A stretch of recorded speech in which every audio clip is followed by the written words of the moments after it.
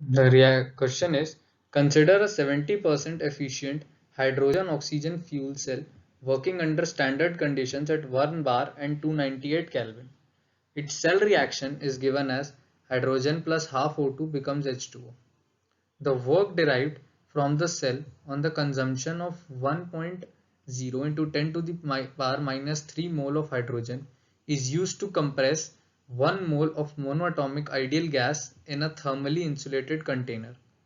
What is the change in the temperature in Kelvin of the ideal gas?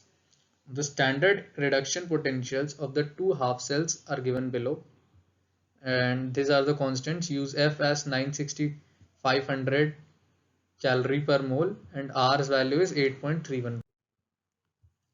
So E naught of cell is 1.23 volt. Delta G becomes minus NFE degree into minus 2 into N6500 into 1.3 joules. So work derived from this fuel cell on substituting becomes X joules, because minus G is not given to us. So therefore, since insulated vessel, hence Q will be 0.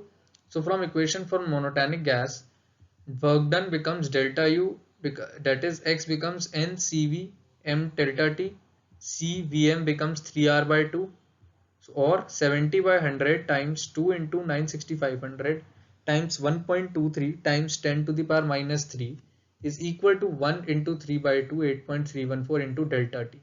From here delta T comes out to be 13.30.